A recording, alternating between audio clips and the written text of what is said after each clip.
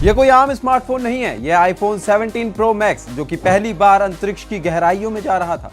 NASA ने Artemis second mission में iPhone 17 pro max को अंतरिक्ष यात्रियों के साथ भेजा है। ये पहला मौका है जब कोई modern consumer smartphone deep space flight के लिए ऑथराइज हुआ है। 4 अंतरिक्ष यात्री ओरियन स्पेसक्राफ्ट में चांद के चारों ओर घूम रहे हैं और अब ये फोन उनकी आंखों की तरह मिशन को डॉक्यूमेंट कर रहा है। सामान्य स्मार्टफोन से ये आईफोन बिल्कुल अलग है क्योंकि इसे विशेष रूप से अंतरिक्ष की परिस्थितियों के हिसाब से या कहीं कंडीशन के हिसाब से मॉडिफाई और टेस्ट किया गया है। नमस्कार दोस्तों, मेरा नाम है पार्थ और आप देख रहे हैं स्टेट मिरर। और आज की इस वीडियो में हम जानेंगे कि आखिरकार इस आईफोन के साथ क्या क्या मॉडिफिकेशन की गई हैं इसको चांद की सैर कराने के लिए।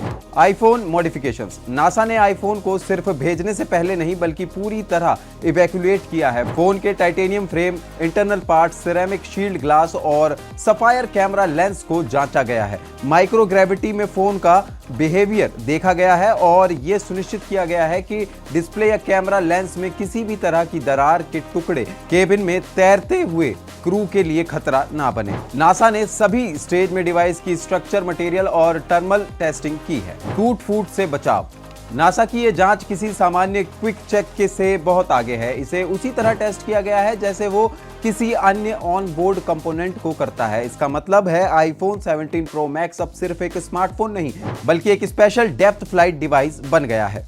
Space mode enabled. Artemis second iPhone में खास स्पेस मोड है। इसमें सभी वायरलेस कम्युनिकेशन, सेलुलर, वाईफाई और ब्लूटूथ बंद कर दिए गए हैं ताकि स्पेसक्राफ्ट के नेविगेशन सिस्टम पर कोई रुकावट ना आए। फोन को सीमित कॉन्फ़िगरेशन के साथ ऑपरेट किया जाता है और एप्पल इस सर्टिफिकेशन प्रोसेस में शामिल नहीं था। नासा ने अकेले आईफोन का ऑथराइजेशन दिया है। Safety first. यह कदम क्रू की सुरक्षा के लिए बहुत जरूरी था। एक छोटा भी फ्लोटिंग पार्टिकल ओरियन स्पेसक्राफ्ट में आंखों या सांस लेने के लिए खतरा पैदा कर सकता था। इसीलिए फोन के मॉडिफिकेशन और टेस्टिंग में हर छोटी डिटेल को कवर किया गया था। Battery and material checks.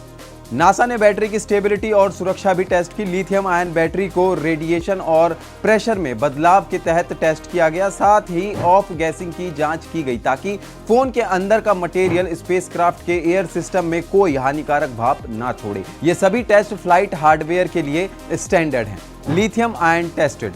In testing के बाद ही आईफोन को अंतरिक्ष यात्रियों के पास भेजा गया, यानी फोन अब किसी भी अंतरिक्ष मिशन के लिए सुरक्षित और ऑपरेशनल है।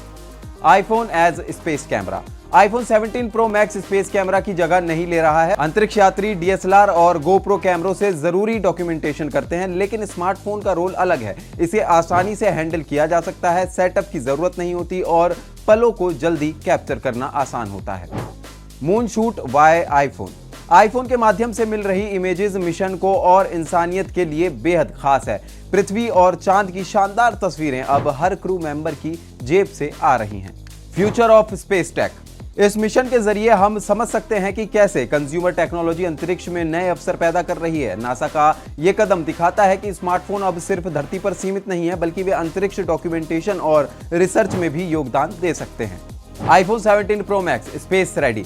अगले मिशनों में ऐसे डिवाइसेस और भी स्मार्ट होंगे और टेक्नोलॉजी मानवता को अंतरिक्ष में और करीब लाएगी। यह आईफोन 17 प्रो मैक्स के लिए सिर्फ एक शुरुआत है, एक नया अध्याय है जहां टेक्नोलॉजी और अंतरिक्ष का संगम दिखाई देता है। हमारी रिपोर्ट आपको कैसी लगी और आप कौन सा फोन इस्तेमाल करते हैं हमें कमेंट में जरूर बताएं और ऐसी तमाम जानकारी के लिए बने रहिए स्टेट मिरर के साथ।